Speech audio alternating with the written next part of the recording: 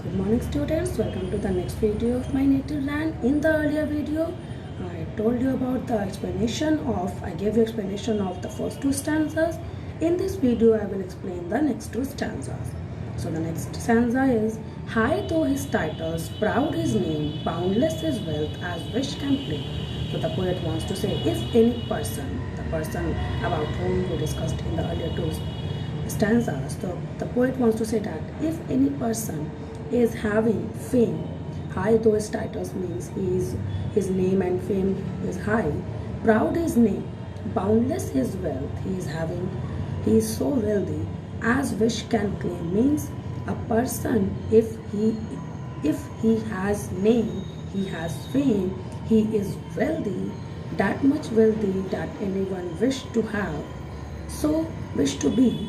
If there is a person with all these things, despite those titles, power and pelf, the rich concentrate all in self. Now, pelf means money. Despite those titles, power and money. So the poet is saying that if any person is wealthy, having name, having fame, but despite those name, fame and money, the rich means a person not deserving respect, concentrate all in self to come together at a common point.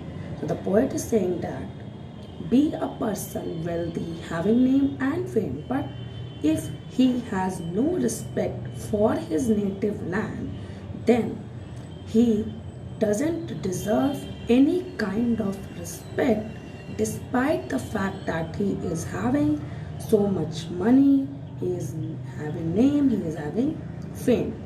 Means a person gets respect a person deserves respect only when he respects his nation, and if a person doesn't respect his nation, then that person doesn't deserve any kind of respect, be that person at any position.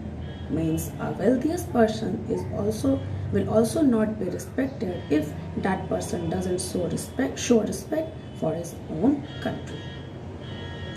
Living shall forfeit fair renown, and dowly dying shall go down. Now, forfeit means lose fair, good, renown, reputation. So, poet is saying that if anyone is like that, if any person is like that, having those qualities, then that person is living, he is breathing, he is alive. But he loses reputation, means he is having no any reputation. And dowly dying shall go down. And he will die. This is nature, this is the truth of life, that if anyone is born, that person will die. But a person who doesn't show respect, who doesn't show love for his nation, that person's birth and death are of no use. Means he is having so much money, he is having name, he is having fame, but he doesn't respect his country, so he didn't get any type of respect. Now, if any person is living, if any person is having such qualities, such demerits, and if there is any kind of person, so he is alive, but he lost all respect. And dowly dying shall go down. And when he will die, that will not harm anyone, that will not means no one will get affected when he will die. To the wild dust from whence he sprung, unwept, unhonored, and unsung. So the poet is saying that it is written whence means from where he originated, unwept, not mourned, unhonored, not disrespected, and unsung, not praised. So the poet is saying that if any person is like that, having those demerits, who doesn't love his nation, who doesn't respect his nation, so that person will turn into dust, to the wild dust from whence he sprung. Means from where he originated, he will again turn into dust.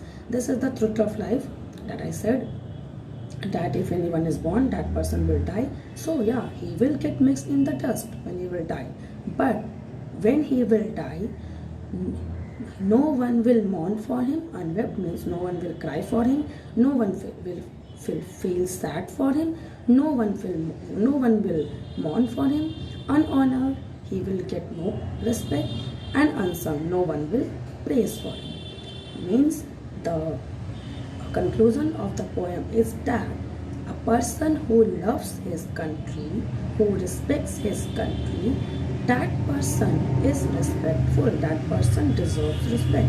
But on the other hand, a person who doesn't respect his country, that person may be alive, but from inner he is dead, his soul is dead, and when he will die, no one will feel bad for him, no one will cry for him, no one will mourn for him, and no one will show any kind of honor or any kind of praise for him.